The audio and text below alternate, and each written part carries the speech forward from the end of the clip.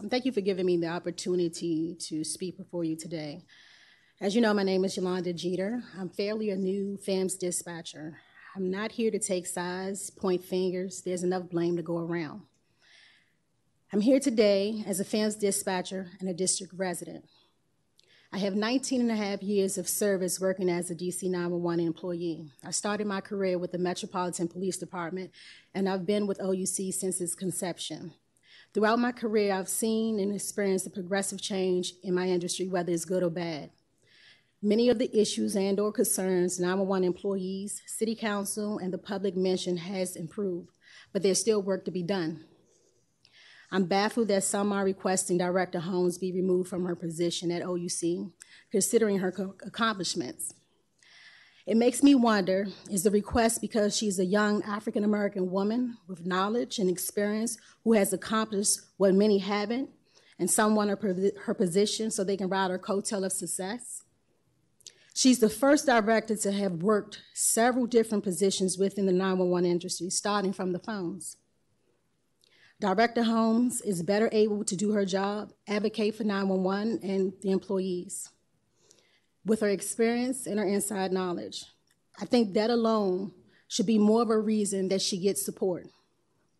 As a result, the agency has come so far within the last 4 years in comparison to previous years, and I'd like to personally thank you, Director Holmes. I appreciate all that you do.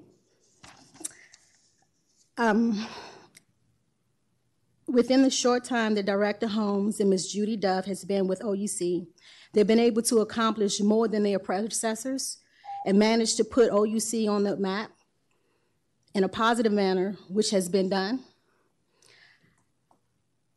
I could list the many things they've been able to accomplish, but there's no need. The fact speaks for themselves. I hope they will remain with the agency to complete their tasks. I see big things in the future.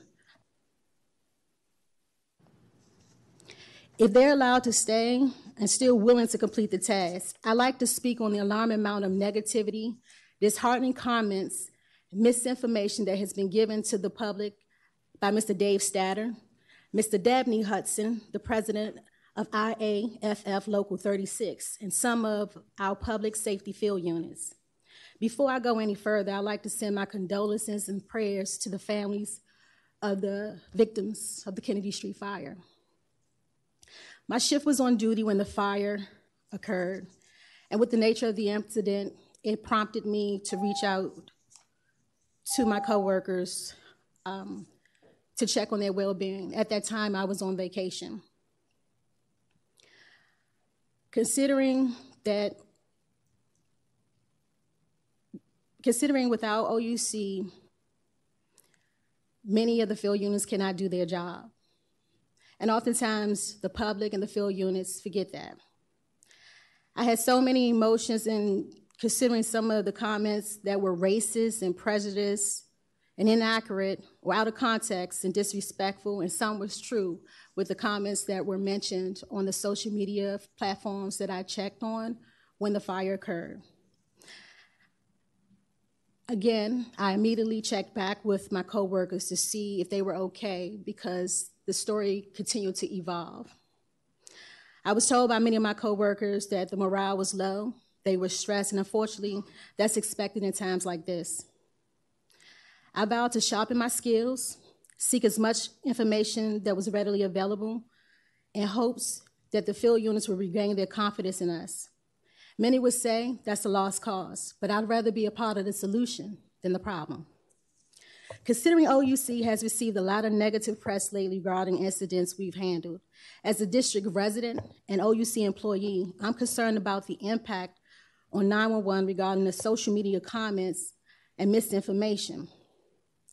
I'm all for freedom of speech, but not anything that's blatant and malice.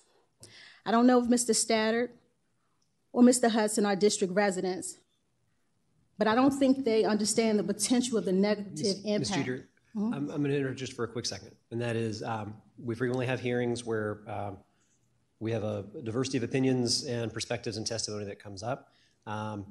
One of my practices is, especially because we bring 4 people up at a table at a time, is not to have witnesses direct comments toward each other. Okay. You can direct it up here, but I would ask you to not, because I think it's a more constructive conversation. Certainly say what you want to say, but please direct it this way rather than at other members of the table.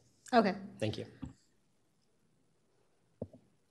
Okay, let me start. I'm hoping that with all that has gone on, that the agency and the fire department worked in hand and maybe establishing a training protocol that's specific and related to OUC's dispatchers, especially the FEMS in particular. We do have training issues across the board at OUC for various reasons, but that has been an ongoing issue long before Director Holmes. The agency has made some strides in training, but there's more work to be done. OUC management noticed that there were some deficiencies with the FEMS dispatchers, and they plan to send us through a mini academy, but unfortunately that was placed on hold due to the paramedic pilot program.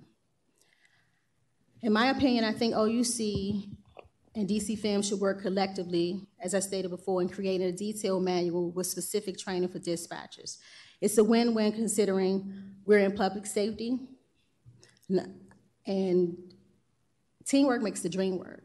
I think it can be done. Unfortunately, there's some reason that it's not being done. I'm not sure if there's a disconnect, you know, because we dispatch a fire and it's not controlled by the fire department. But if we work hand in hand, I think it can be done. Okay.